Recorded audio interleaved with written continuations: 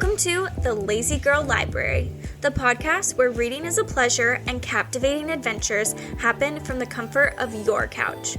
I'm your host, Darby. And I'm Michaela. And if you've ever spent more time rearranging your bookshelf than your priorities, then you, my friend, are in the right place.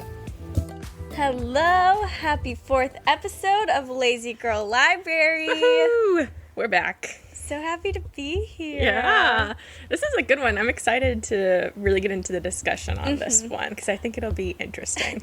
Much better than episode 2. Let's just say that. There was no Frankie, so already this is going to be a million times better. Yes. So welcome back to Book Talk. So this is our book club episode. Our book club book for the month was 1,000 Pieces of You by Claudia Gray. Yeah, I'll go ahead and read the book description for this book for anyone who's not familiar. Marguerite Kane's physicist parents are known for their groundbreaking achievements. Their most astonishing invention, called the Firebird, allows users to jump into multiple universes and promises to revolutionize science forever. But then, Marguerite's father is murdered, and the killer, her parents' handsome, enigmatic assistant Paul, escapes into another dimension before the law can touch him. Marguerite refuses to let the man who destroyed her family go free, so she races after Paul through different universes, always leaping into another version of herself. But she also meets alternate versions of the people she knows, including Paul, whose life entangles with hers increasingly familiar ways. Before long, she begins to question Paul's guilt, as well as her own heart.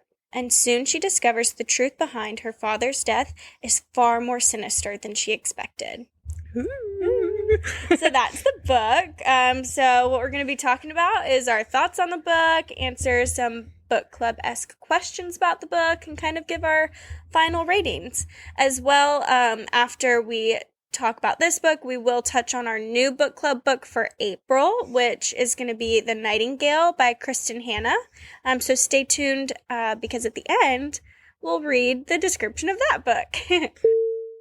Warning, book spoilers ahead. Please head to the description and show notes to find where to skip to. You have been warned.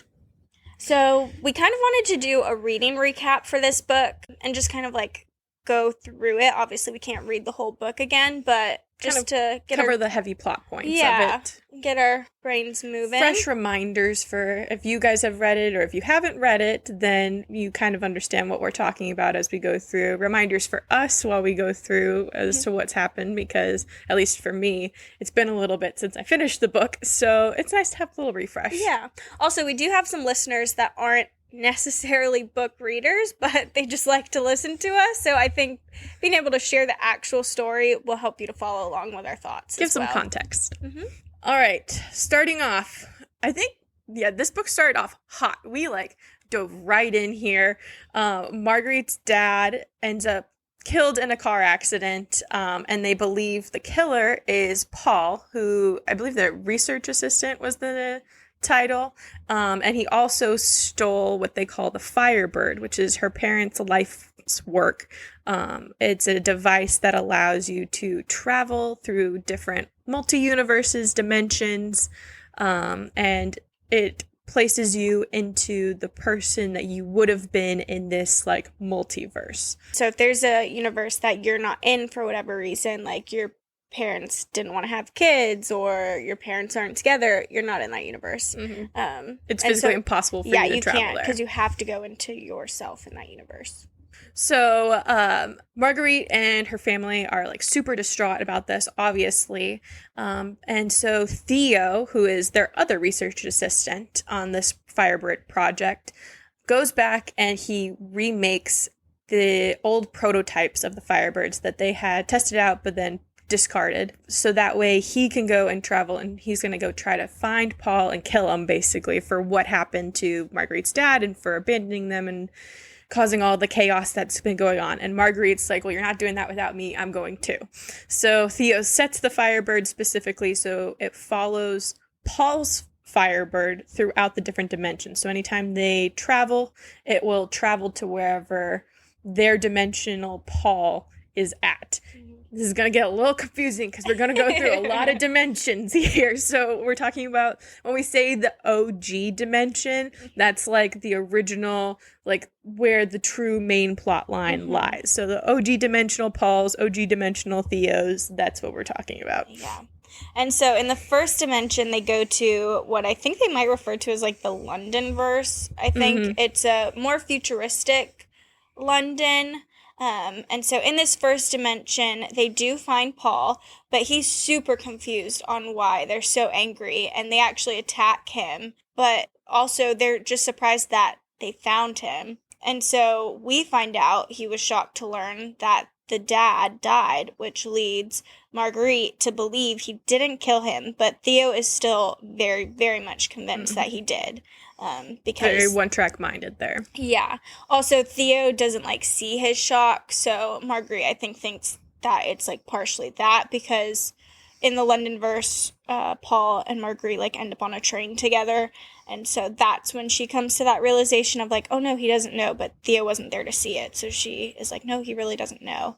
But they chase him into another dimension, and in this one, Theo and Marguerite are separated by a great distance, but her and Paul are together. And Marguerite is a Russian princess, and Paul is her, like, personal guard, kind of. And so Theo tries to, like, talk to her through, like, letters, because obviously this is, like, an older time frame, not as, like, high tech. And so to try to get to her from where he's at, I think in, like, France would take forever. So in this version of the multiverse, they're separated pretty much the entire time. Marguerite immediately, her Firebird, like, breaks. She falls and it breaks into a million pieces. So she has to figure out a way to fix it. Her Paul, the OG Paul, dimensional Paul, is going to try to help her fix it together. But then because he's a guard, he's caught with his Firebird, his, like, commanding officer in that dimension takes it. Which, without that means that Paul, is stuck there and starts to forget who he is and reverts back into Russian Paul. And Russian Paul is, like, taking back over the memories and what's going on in the consciousness, basically. Yeah. And so her OG dimensional Paul is, like, kind of, like, asleep within him. And also, Marguerite is not smart like her parents. She's not smart, but she is not, like, the grad student or physicist. And she's the artsy brain. Yes. So this is definitely a difficult situation for her because her Firebird is broken, and now the only person who would be able to fix that doesn't know who he is anymore because that dimension of himself has now come back through. And she can't reach Theo because Theo's across the world and can't get to her. So she does come across her dad, who's still alive in this dimension. And so she's trying to find a way to convince the Russian dad to fix the Firebird for her without having to explain a bunch to him, make her sound crazy, and him question everything So it's a very, like, secret kind of mission that she's going through and on. And trying to get this back. And in the meantime, I think it's over a few weeks that she and Paul are stuck there. She comes to, like, really love Russian Paul, which poses this real conundrum for her because she's like, am I in love with all Pauls? Is it just Russian Paul? I don't know what I'm feeling, how to go about this in this multi-dimensional world. Also, we forgot to mention in the Londonverse, her and Theo actually had a moment where they kiss, and it almost goes farther, but it doesn't because Theo's being a gentleman. So we love a good love triangle. Yeah. But it's almost like more than a love triangle because it's like Russian Paul, right? Paul and Theo. It's like a multi-dimensional love something. Yes. So she is able to convince the dad to fix it after a lot of hijinks and a lot of craziness going on. She ends up giving into, like, her impulses, and her and Russian Paul do have a steamy night together. She actually opens up and comes clean to her dad and Russian Paul about how she is not Russian Marguerite, or Margaret. I can't say her name. Anyway. So she comes clean to them, and they believe her, and they help her. But Russian Paul dies. And so you think that their Paul is now dead with them, because if you're in someone else's dimension and they die, you go along with it because your soul's now like in that person. But and Marguerite is distraught. Yeah, she is. She is such an emotional wreck, which obviously, sad girl. Yep, totally understandable. She travels to a different dimension, which then proves that her Paul made it out of Russian Paul before he died, which leads to even more conflicted emotions because she is still grieving Russian Paul because she loved him. It's and she's questioning the whole multiverse of it all. Is it that Paul is essentially the same in all dimensions, just as she's the same in all dimensions, and so it doesn't matter which dimensional Paul she loves them all? Or is it strictly Russian Paul who she loves? Because people are different depending on your circumstances and things and how it goes. So she has a lot of internal turmoil over this situation. Yeah, and in this universe, I think they call it the Triadverse, which is a company that funds her parents' research. So it's this or dimension that she travels to. It's super similar to her own, but just slightly different. Mm-hmm. Like both her parents are alive in this one. Like if you had the same style shirt but in a different color. Like it's very similar. And she's reunited with Theo, which is super nice because he was really scared for her, and he's been helping her a lot with the technical side of jumping universes, dimensions, keeping everything straight for her too. Yeah, but he's still like, Paul's a bad guy. Like he's just been chilling in France and Russiaverse and has no idea. So he still is like, Paul's not great. Like he killed your dad. So he takes her to the corporation Triad that he's interning at, that helps fund her parents' research on the Firebirds. But Paul warns her via text that the CEO, his name is Wyatt Conley, is after her, and she's got to get out. Actually, I don't even think he says that the CEO is after her, but he just says, like, you need to leave. Do not go to that room. Like, you can't be there. So you're in danger, basically. So she, like, finds a way to be like, get out of the situation. Basically, like, oh, like, I lost my bracelet. I got to go find it in the car. Like, I'll be right back kind of thing. But in actuality, she goes, steals the car, and, like, dips and finds OG Paul in this dimension and where he's at. And basically when she finds him, he kind of lays it all out there for her. He explains that, yes, he stole the Firebird, but it wasn't because of like malintentions. He was trying to protect really her and her family by doing so, because Marguerite is special. She doesn't need the reminder. She doesn't need the Firebird, as we saw in Russia, to remember who she is in her original dimension self.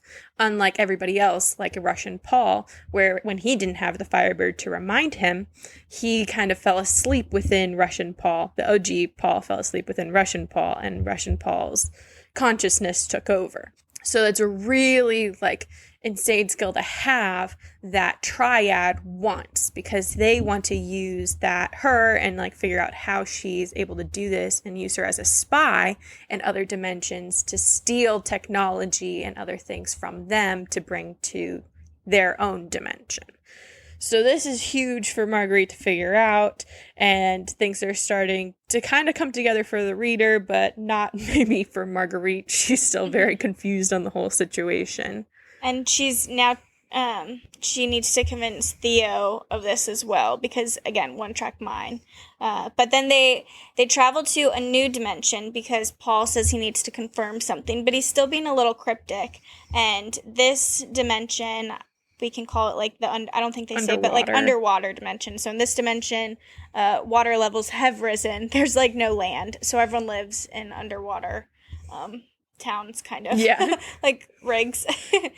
But it's here that she realizes that what Paul is trying to confirm is that her dad is alive, but he was just trapped in this dimension without a Firebird because of Triad, and that's what Paul needed to confirm, but they had been separated in the dimension by distance. But then Marguerite uses her Firebird to give her dad a reminder, and they have this like heartfelt exchange moment, and like, proud of you, love you kind of thing.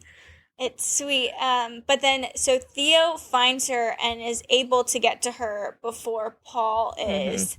And so they travel via submarine to pick up Paul, who's also making his way. And Marguerite is filling Theo in. She has told him everything that's going on. The problem is, too, though, that they only have, between Paul, Theo, and Marguerite, they only have 3 Firebirds. But in order to bring back her dad, they need 4. So that's the conundrum that they're in right now, trying to figure out how to solve this situation to get her dad back to their original dimension. And then whilst they're in the submarine, they hear intercom from her dad and then Paul, who actually made it on there. And so Paul learns that Triad made a green drug to kind of enhance the time that you don't need a reminder. So reminders are like shocks, they hurt, but for people who aren't perfect travelers, they need those reminders. And this green drug, which I think they call Night Thief, it makes you able to not need a reminder longer. So you can stay Extend in your control time of that person longer. And at this point, she really realizes that Theo has been taking the drug, and she now knows that this is not her OG Theo like she thought, but it's actually a spy, and Theo realizes that she knows too. So they're stuck in this little submarine together, both realizing that now all the information is laid out on the table. They both know everything. So then it becomes the mad dash of Theo trying to hold Marguerite to like tell her everything that's been going on, give her all the information, be like, I'm so sorry, but he's like from I had Triadverse too, I think, is where he's from. I had to do this, we really needed this, like, information, and she's like, what the heck is going on? I can't trust you, you're a horrible person, blah, blah, blah. It's kind of like a real fight, like, they're, like, throwing punches, grappling each other, like, throwing each other to the ground. She steals Theo's Firebird and escapes through the escape pod on the submarine, leaving Theo in this submarine that throughout everything is now broken and on the edge of a trench underwater. So essentially leaving him to his death kind of thing. But she's like, whatever, screw this guy. I'm taking the Firebird for my dad, and I'm going to get back, and we're going to, make everything right. When she gets back to the underwater like rigged place. Yeah, city, whatever, boat kind of thing. She explains what happened to Paul and how Theo is actually not their Theo. But Paul decides to go back and save that other dimension's Theo. Because it's still, and again, it goes back to is it really all Theos are all Theos? Is it just that dimension Theo? You don't really know, but it's still Theo to Paul, so he doesn't... And this underwater Theo who has done nothing wrong, but it's just the body that is being used. Yes, and so he wants to go back and save him. Marguerite then uses the Firebirds to take her dad back to the original dimension. So they're all back in the original dimension now. And it's there that they also come to the realization that this Triadverse Theo has been in the OG's Theo body for like months. He has been there for so long. All the weird things that they were seeing, like, thinking he had substance abuse issues and was like acting kind of strange. It's because it wasn't their Theo. Yeah, and the substance was Night Thief. But so once home, her mom and sister and OG Theo, who is now back in his own body, because once Triadverse Theo left, he was OG Theo. They all know what's been going on, and they're so happy to have Dad back because they all still thought that he was dead. So that's a shock and a happy surprise.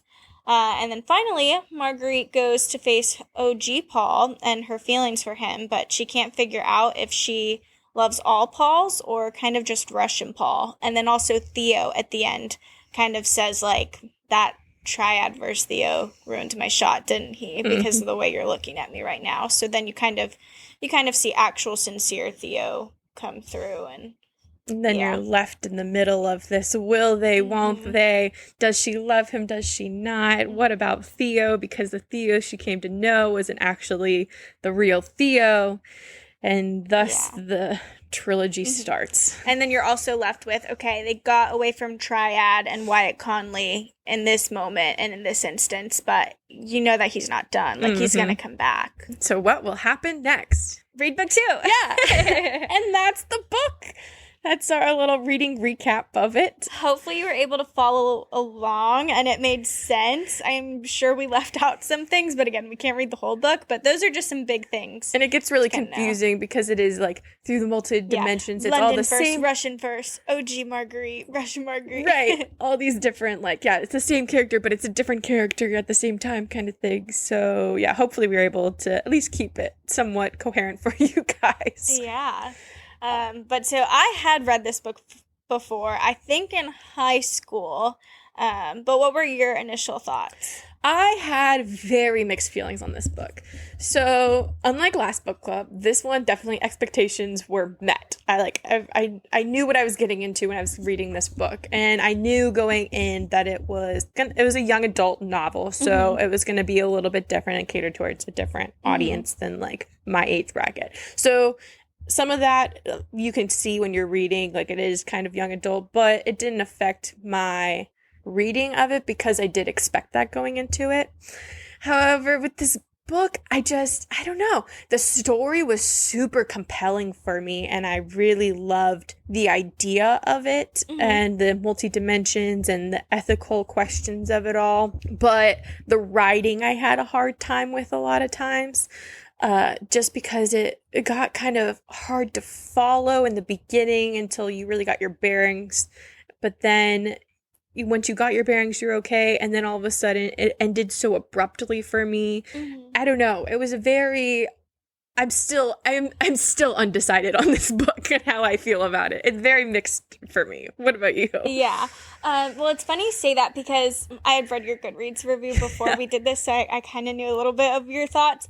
But I think, well, one, I didn't remember as much as I thought I would have. So that was nice. It was like reading it again. And then I really think you have to go into this with the mentality of it being a 2014 young adult sci-fi book in order to enjoy it, because it is very much like mid 2010s esque sci-fi young adult.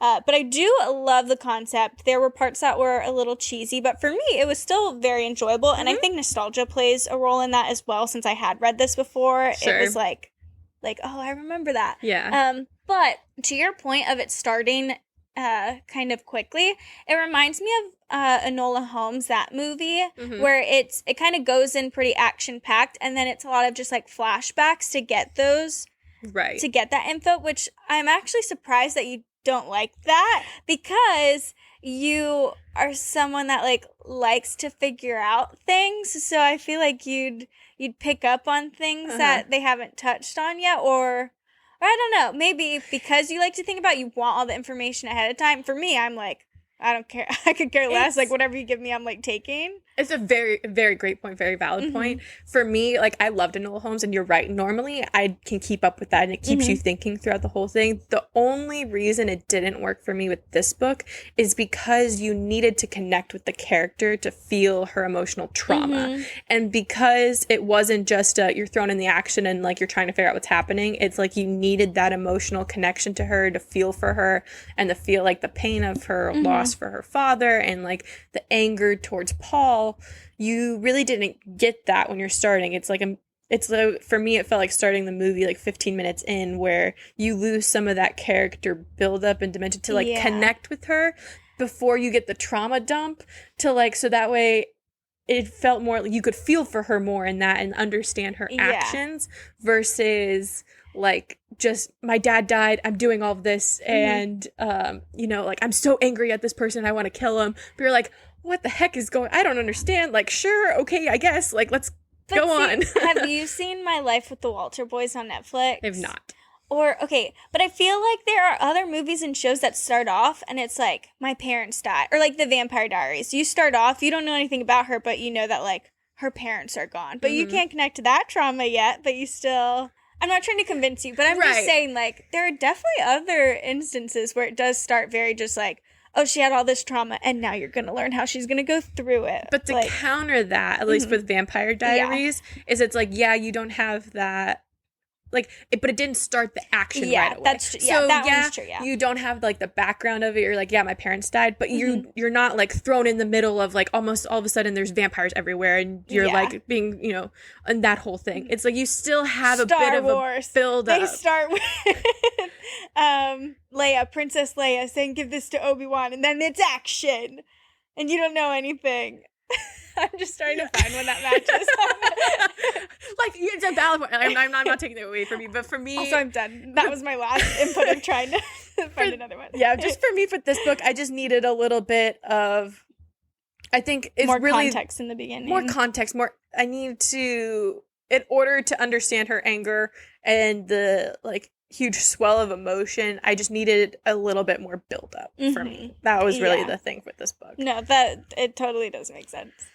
but I did enjoy it. And then it kind of gets into, like, what my favorite part of the book was the Russian part, because I feel like at that point, you finally got that, like, you got the connect with her more, and then the book pace kind of slowed down a little bit to, like, a reasonable pace, not, like, super slow. And you really got to feel, like, the emotions within it. Yeah, I love when she sees her dad. Yes. So you had, like, it's the multi-level, because, like, seeing her dad after going through the trauma of losing him, but then also the confusion because he doesn't know anything because it's the Russian dad, not her original dad. And same with Paul. She's falling in love with Paul, and she realizes that Marguerite also loves Paul. But... it's the complexity of the situation because it's not her Paul, it's Russian Paul. And, like, does that mean she loves OG Paul too? And that whole complexity. But so that I love, because as soon as you got more of that connection with her, then it really, like, I think that part really did a good job of, like, making you connect with her more. Yeah. So I thought that was a beautifully written part in the whole Russia scene. Definitely. I loved it. I feel like that's the author's favorite part as well, because that Russia part is, like, a majority of the book. She took her time with it. And I think that's where it gets into for me with this book, was, like, with the writing style more so than the story, because it almost feels like she was so excited to write this book that she was just kind of, like, rushing through it to get to, like, the meat and potatoes of it all. And then once you got to the meat and potatoes, then it, like, took off and it, like, made more sense kind of thing. Yeah. I think my favorite part was when Marguerite realizes that her Paul had feelings for her, because there's a lot of flashbacks in the book of her kind of interacting with OG Paul, and she's kind of finally putting together, like, oh, that look wasn't a look of you're not smart, but a look of, like, deep understanding and longing, which I thought was cool just to, like, see her realize it. Because it then just, like, adds to the feelings of, are soulmates a thing? Is it all Pauls? Is it just one Paul? Absolutely. So yeah, no, I loved that too. It really, like, it's like you're growing into the love for him and realizing things that you didn't realize before. But it's funny because this kind of ties into my least favorite part as well, because my least favorite part was that the love triangle extended to Russia Paul and OG Paul, and that it wasn't just, like, Theo and Paul, or just Russian Paul and Paul, but it was a little multi-dimensional kind of. Yeah, weird. And then also the fact that I personally don't think she considered Russian self's feelings when making a lot of decisions in Russia. So it's like she kind of does, and she, like, recognizes, but then as soon as, like, OG Marguerite wants something, it's, like, completely out the window, like, doesn't even care about it anymore. And or she just makes excuses, like, she would want this too, or, like, oh, that might be hard for her, but, like, I need this, I want this. And it's like, well, this isn't you. Like, it's you, but, like, this is not your dimension. Like, it's not your place. Right. Like, oh, it really irked me. I was like, no. And it makes you wonder too, like, because it kind of gets into the complexity of the science behind the whole book of just because the Russian Marguerite is dormant when OG Marguerite takes over, but does she have those memories when OG Marguerite leaves her, like, or is That's she what I was completely gonna left say. in Like, the dark? we don't even know too. Like, is she just like seen behind the eyes, being like, "Let me out"? Like, we don't know. But if that's the case, then like that is painful too. Like, Yeah. you know. Yeah, it's definitely like an ethical, morally kind of weird we are situation. philosophers today. Absolutely. Yeah, so another thing I didn't like was the whole London verse of it all. That part was just not my favorite. I think a lot of it still had to do with like getting acquainted with the book and everything, but it just, I don't know, it felt very chaotic and you're still trying to understand, and I thought the whole Theo part was like, again, it was like thrown in there and I'm like, what's going on? I don't understand. The Theo part didn't bug me as much as her just like blatantly getting drunk, and maybe that's part of like her grieving was her like going off, but I was like, you got things to do, girl. Yeah. Like, what? This is only the first stop. Yeah, where are your priorities? It's not like you've been at this for a while and you're just done. Yeah. Yeah, that was another part that I just, not my favorite. What were your thoughts, though, on the love triangle? Okay. Right now, oddly enough, Theo. Interesting. Yeah. I like his, like, confidence, even though that was the evil Theo's confidence, so maybe I don't actually We love know. a good villain, though. But they're, like, they say that, like, you're, like, similar across dimensions, so I'm sure, like, Theo is, like, charismatic like that. Mm-hmm. But I think I just didn't, like, Paul seemed a little brooding to me, and, like... Interesting. Like, I'm just not into that. Or, like, the secrecy, like, I don't know. Or the fact that he'd never expressed his feelings. Like, I'm just like, come on. Like, I don't have time for that. Like, see, I had the complete opposite view of this because I loved Paul throughout it. I didn't take him as, like, brooding, or I took it as, like, he had these feelings, but he just didn't know how to express them properly. It's like he really liked Marguerite, but he didn't know how to, like, approach the situation because he's very, like, introverted, like, kind of, like, in himself, less brooding, more just, like, awkward, like, doesn't know how to be, like, socially, like, aware with people, you know? Yeah. So, interesting. But I will say, for me in the love triangle, even though I was Team Paul throughout the entire thing, Team Russian Paul? I was Team Russian Paul. But up until the end, when we find out that Theo wasn't really Theo, well, now I feel like I need to give Theo a good chance moving forward. Yeah. I can't judge him because it was, like, not really him per se. Kind of like Paul and Russian Paul. So now I'm like, I am undecided as of the end of this book. Yeah. I need more information on real Theo before I can truly commit to Paul. But I do think Paul is endgame at this point. I think Paul's endgame too. But I'm gonna root for Theo anyway. And I would love to see that relationship and that dynamic blossom a little bit more in the next book. Yeah. Especially because they talked about, like, soulmates or whatever in this book, so, like, you can kind of assume that, like, okay, Paul and her are soulmates, I guess. I don't know. But Interesting. I feel like you have lots of thoughts on the author's style of writing, or it just, like, wasn't your fave. It just wasn't. I don't know. It was very opposite of our last book, where it was like the writing was great, but the story was meh. It was very opposite for this book for me, where the story was super captivating. I already kind of talked about it, but, like, the writing, it just felt very rushed to me, and it wasn't even the young adult aspect of it, because, like I said, I was kind of expecting that, like, mentally going into it. So even though that's not necessarily, like, my preferred way of reading, it didn't bother me because I knew that going into it. It was truly, like, the development of it and that first third of the book that drove me crazy. And then the very end, I feel like at the end of the book, she, like, didn't know how to end the story without starting book two. Yeah. So it became, like, a very abrupt ending that wasn't even, like, a left you, like, a cliffhanger kind of thing. It was just very, like, okay, we're ending it here, and then the next book would start. And so I was like, what the heck? Like, that's it? That's where we're ending on? Yeah. So, yeah, the writing was kind of off for me. She was a bit, like, jumpy, even not just, like, jumping into a new dimension, but even certain scenes where I feel like a little jumpy. But maybe we're just used to, like, the pace of Sarah J. Maas, of how you're getting everything. 800 plus pages of book. Yeah.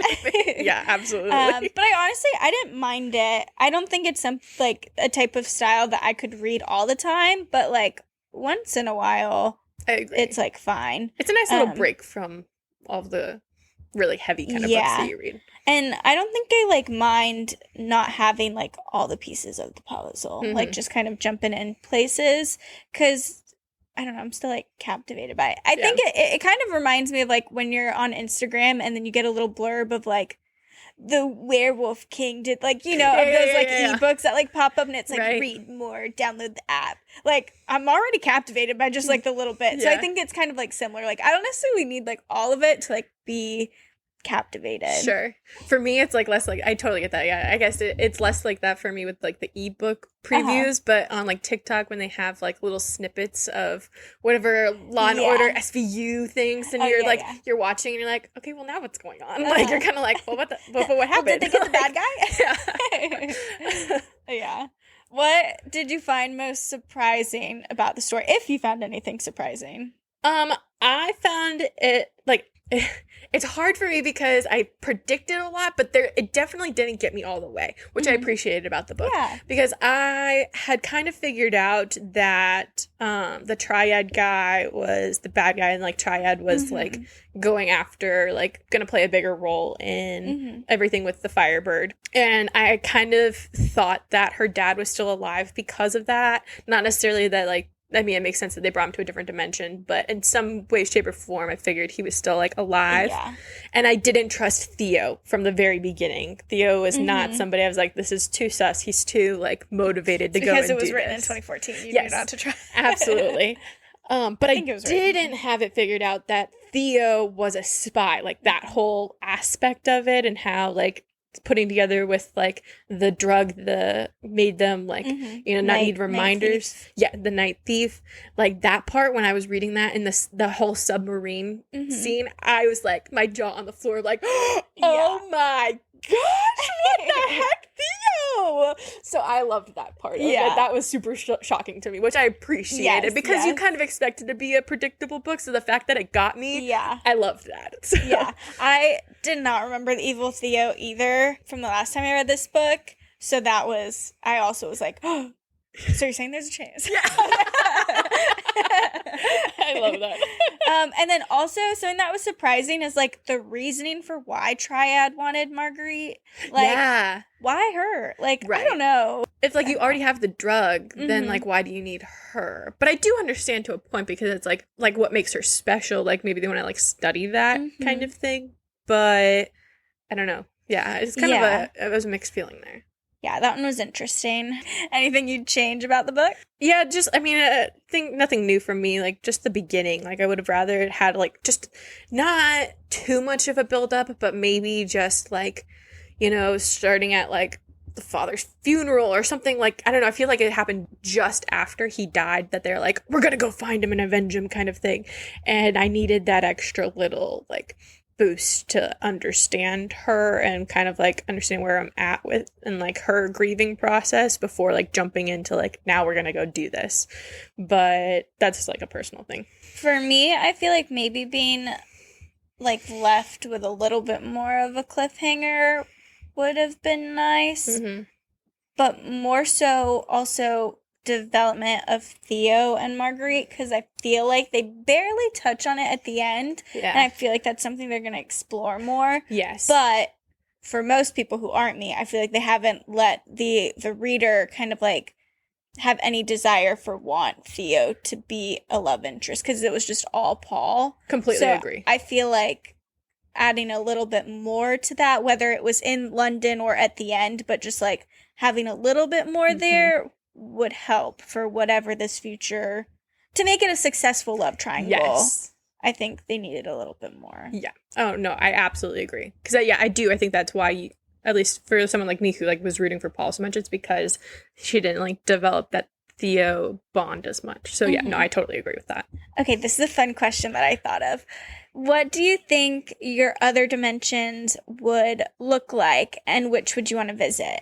It's like, how would you be in another dimension? So this was, like, a tough one for me when we were talking about it pre-recording, because I'm a very, like, decisive person. So trying to think back on, trying to think back on, like, big decisions that could have, like, changed trajectory for me was kind of difficult. I know that there are, but it was just, like, in the moment.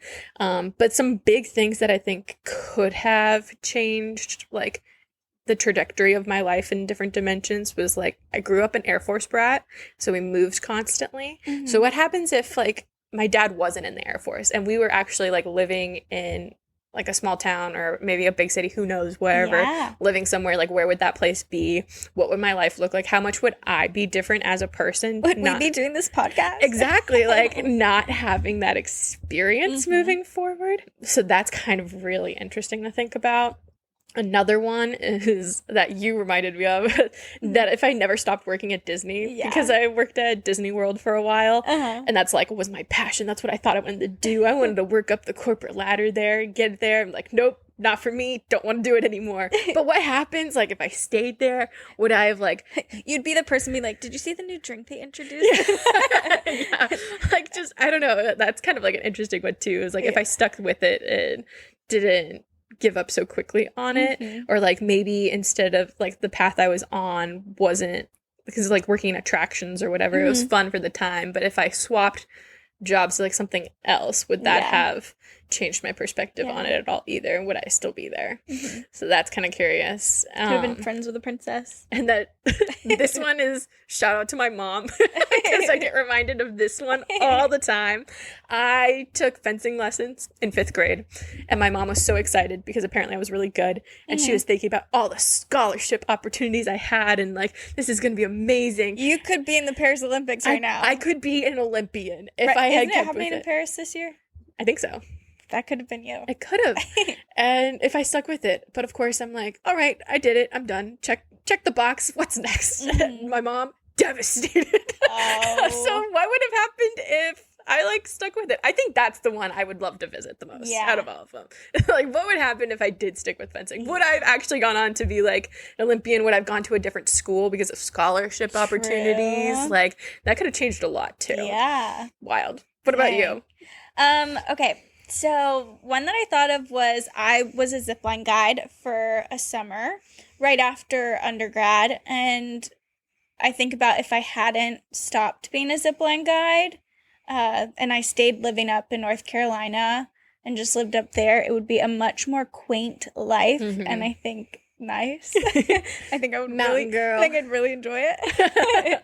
And then another one, I actually applied and got hired to be a flight attendant at one point, but I ended up not going through with it. So I wonder what would happen if I had gone through with it. Like, I feel like that would be so different, and I think I would have a lot more experiences in certain aspects, but I wouldn't get to have the nice home life and getting to foster the relationships with friends as much.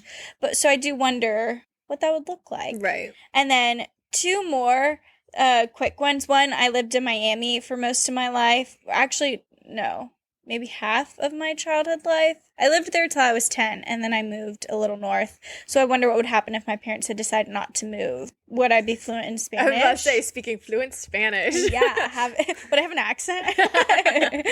So that would just be interesting. Like, I feel like that drastically would have changed my life. Because I was only there till 10. But to like what you're interested in and things like that. Yeah, exactly. I think I would be so different. And then also, I had 2 school choices. So it was either UCF or FGCU. And all of my, like, high school friends, like, my, like, besties at the time, went to FGCU. And I didn't really know anyone going to UCF. So I almost went there because it was, like, safe and what I knew. So that would be interesting too. Like, would I still be friends with them if I went? Because I'm not necessarily as close with them now as I was. Like, it's just so, I don't know what that would look like. It's kind of fun to think about, but it's hard and it's challenging because you're so used to your life the way it is right now. Yeah. That it's hard to picture it any other way. Yeah, but they don't have FGCU doesn't have a basketball or a football team, so I wouldn't have liked that. Yeah. I think I would most want to visit the zipline guide. I feel like she's so at peace right now. Yeah. Can't relate. So that one would be fun. Yeah, that would be a good one. So kind of like going with this theme of like thinking about the book and like if we were in it, like let's talk about like the ethics of it. We kind of touched on it. So like what are your thoughts on like the body snatching that they talked about when you're just like you're entering another version of you in a different dimension. Yeah, so this kind of corresponds with my least favorite part of the book, which is how she treated Russia, Marguerite. Mm-hmm. So not cool, and very dumb of her to explore a love that isn't for her. Like, Right. it's not, it's, I don't like it. Yeah. But it's hard, too, because it's like, what's the harm in a quick visit? So I think in those instances of, like, a quick visit, like, London is fine. They were there for, like, a day. It depends But- on what you're doing. Yeah, it depends what you're doing, who you're talking to.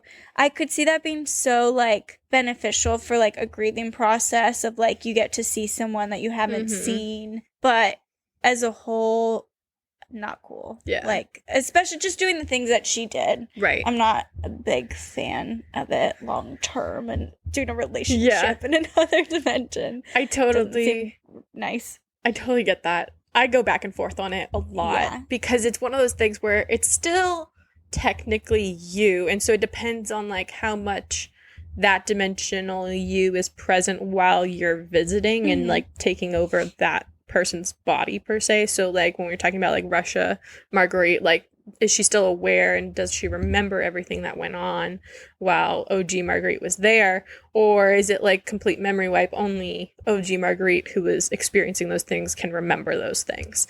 So I think that's a big question I would like to know in order to like refine my thoughts on the Mhm. matter a little bit. But yeah, it's a tricky one because like you said, like if you're just visiting and like in the London version where you're just kind of like seeing what the world is like, you can maybe like, you know, visit an old loved one just for the time being. It's like one thing. But I think once it starts getting into like the triad aspect of it, of like taking technology from different universes, it totally changes the aspect and trajectory of your own. And like what could have come if you didn't have that technology. You could have created something entirely new that could have been way more beneficial than the technology you stole, but you kind of took that option away by like bringing something back that wasn't meant for you and your Yeah. original goal. Yeah. I don't know. Because my desire, I feel like, would be to see the different dimensions, like a dimension where it is like there are no phones. Mhm. Because I have never lived in a world where there was not a cellular phone or a home phone or that type of device. Right. So, like, just getting to experience something that I would never be able to experience, that is something that would interest me. But that is more the setting. I feel like where it becomes really like sticky ethically is when you're going for like the person and other people. Mhm. Like that's to me when it's a little more messy. And again, like you said, when you're taking stuff from that dimension. Right. I don't know. It's a weird one. So I will be curious to see how she kind of tackles these themes in the other two books. I agree. So does that mean you're going to finish the trilogy? I think I will. The story intrigues me enough that I want to know. I want to know how she answers these questions, and I want to know what happens. Like I want to learn more about Theo at this point now, Yeah. and see like where that goes. And so I do. I think I'm going to, but it's not one of those I'm going to read consecutively. Like I do need the little break just because of the writing style. I need some more. I don't know. Different writing within that. But Yeah. What about you? I will finish it. I actually started the second one last night. Nice. Love it. It's pretty good. I think you'll like it. Yeah. That's all I'm going to say. Okay. Because I also think I only read the first two books last time. So even originally when I read this trilogy, I didn't finish it. I don't think. So I definitely want to know. Yeah. 'Cause I don't remember anything. Especially the second book. I'm realizing I remember nothing. Except for one part. So I'm super curious to see what happens. But I Sure. think I will read them back to back. Like I think I'm just going to like... Knock 'em They're out. super quick books, They I are. feel like. So I do just want to like knock them out. And see the story. Yeah, I did. I contemplated because they are such a quick read, and it's like I just need it, but no, I needed a little. I need a little break between. I do that a lot. It's not even just this series, with other series too. I tend to break them up. I don't go too long because then you forget a bunch of things. But I like to break it up between. I do that when it's a bigger series, but I think sometimes for trilogies I can do them back to back. But when it starts to become more than 3 books, or if it's like thick 3 books, then that's when I'm gonna take a break. Yeah, that makes sense. Yeah. So, final thoughts. What are we thinking? My final thoughts were 3.7 stars. I do think the nostalgia of reading this as an adult now plays a large role in that.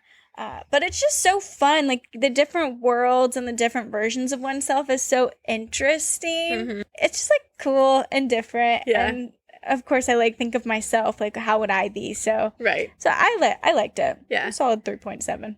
I gave it a 2.7, just because I really went back and forth on it. Even as we're talking about it now, I still have very mixed feelings about it for me. So I'm not going to beat a dead horse, but there's just a lot to contemplate on this book, and I wasn't fully convinced, but story was good. So yeah, solid 2.7 for me. Well, that was 1,000 Pieces of You, and those are our thoughts on it.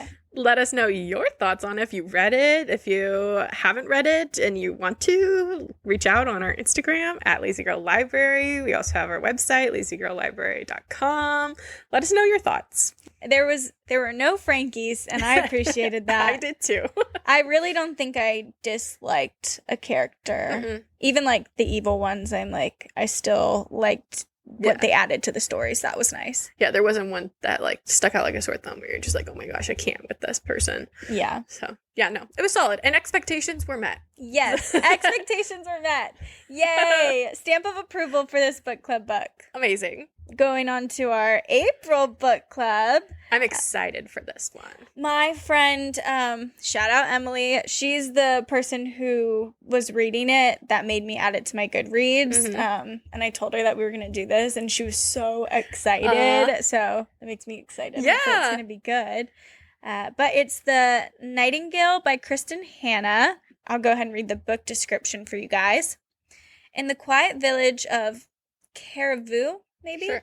Vienne Marillac. Oh my gosh, I can't read. The French in this book. Yeah.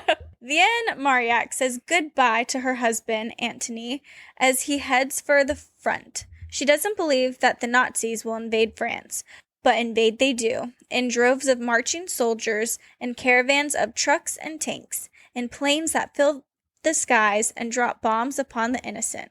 When a German captain requisitions Vienne's home, she and her daughter must live with the enemy or lose everything. Without food or money or hope, as danger escalates all around them, she is forced to make one impossible choice after another to keep her family alive.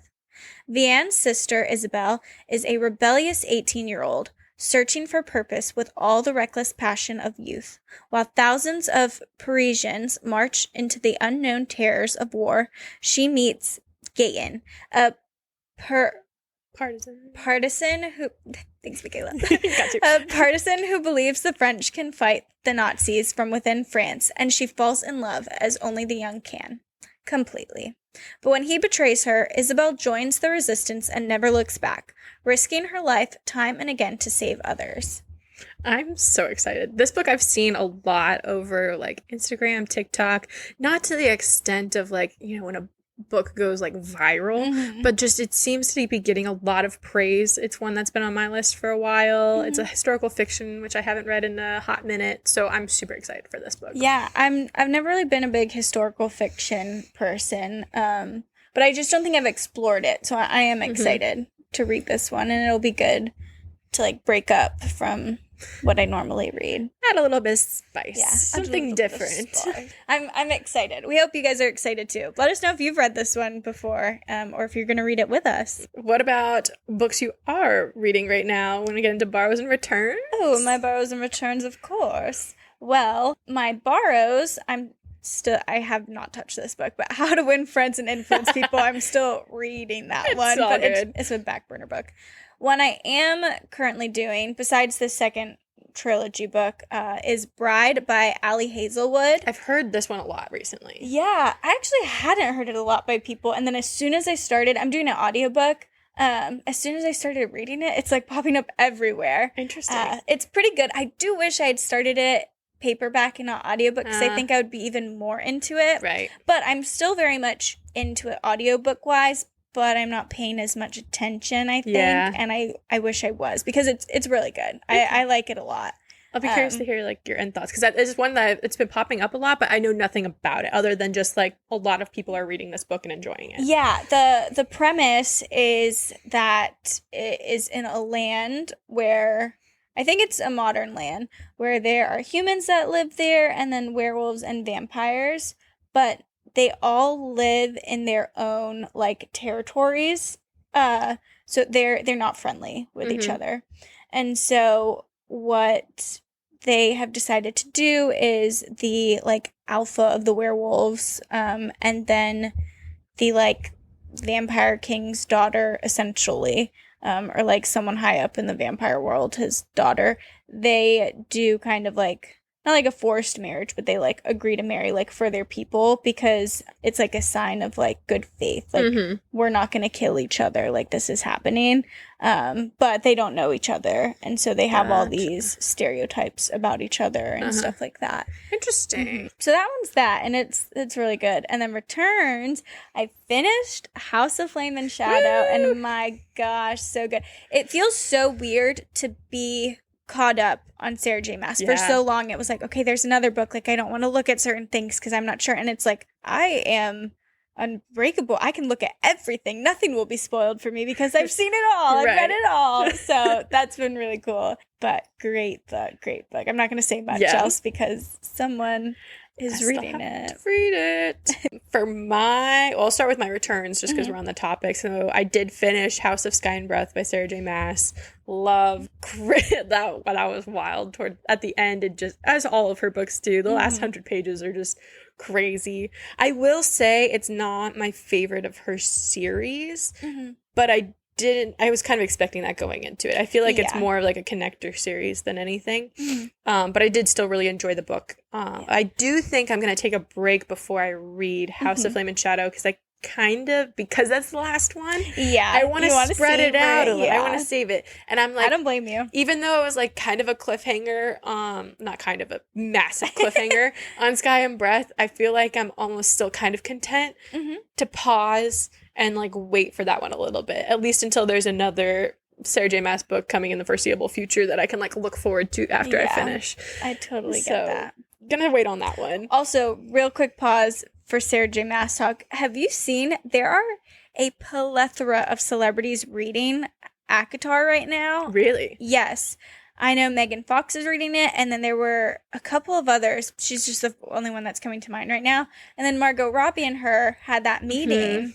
There's something going on. Oh, absolutely. There's something going on. It's one of those that you get so excited for. Like, is there an ACOTAR series coming to, like, TV? Like, I would absolutely love that. Yeah, but at the same time, you're like... love it and hate it.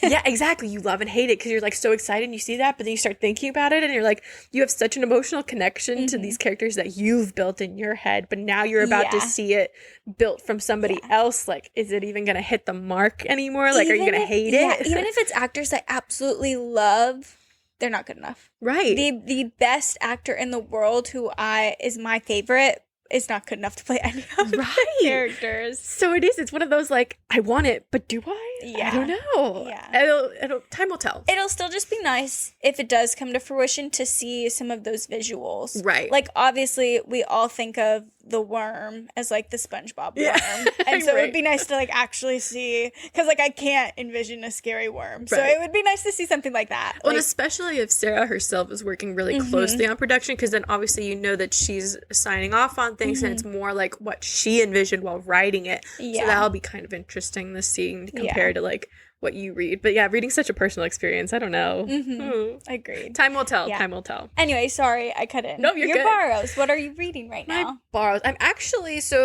I'm reading The Anthropocene Reviewed by John Green on audiobook. Okay. It's his only like nonfiction book that he's done so far.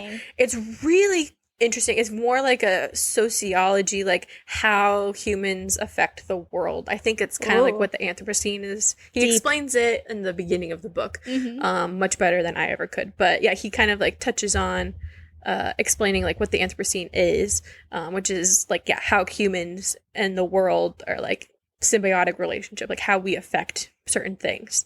And then it's just a book of short essays about different topics. So he has that like scratch and sniff stickers and like his thoughts on scratch and sniff stickers, but he weaves it into much greater detail of how like the essence of scratch and sniff stickers goes into like smell and how we perceive like a banana smell isn't actually what a banana smells like because it's like artificially, and he makes it, I'm doing a horrible job of explaining this. I'm following. I'm following. But how he like he takes it into like deeper meanings and kind of like it's like the symbolism of it all, which I'm just like a huge sucker for. It's in a very John Green-esque way.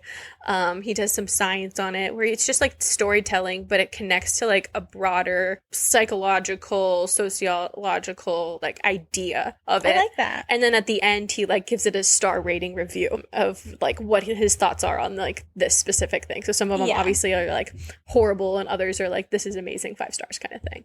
Cool. So it's really cool. It's really interesting. And I'm enjoying doing the audio. And then the other book that I just started, but I'm only like 20 pages in, so I think I'm going to put a pause and read our book club book first, is Circe by Madeline Miller. She read one of my all-time she wrote one of my all-time favorites, The Song of Achilles. So I love my Greek mythology. I'm like, it's time to take a step back into that world. Do it. And this one is like got really good reviews, and so I'm excited to kind of like jump into that one again. Yeah. And that's it. Those are my borrows and returns. I love that. Well, another great podcast. Yeah, that's it for today, guys, for this month's book club episode. Be sure to keep updated with us on Instagram at Lazy Girl Library. And as always, we're so grateful that you're even listening to us. We have so much fun getting to share our thoughts, and it's been so nice and fun to get to meet more people and connect with our new book community. So thanks, guys. Well, that's it for today, and we'll see you next time. Bye, guys. Bye. Well, dear listeners, we find ourselves at the end of another episode. And remember, the Lazy Girl Library is not just a podcast, it's a community. We absolutely love hearing from fellow book lovers, so don't forget to share your thoughts and your favorite reads with us on our social media. You can find us on Instagram at Lazy Girl Library. Make sure to check out our website, lazygirllibrary.com, your one-stop shop for all things Lazy Girl. Before we go, we want to take a moment to thank all of our wonderful listeners. Whether you're listening from your cozy bed, on your way to work, or anywhere in between, thank you for making us a part of your day and for being a part of our Lazy Girl family. So keep those pages turning, keep those imaginations flourishing, and remember, the best stories are yet to be discovered. Until next time, stay lazy and happy reading.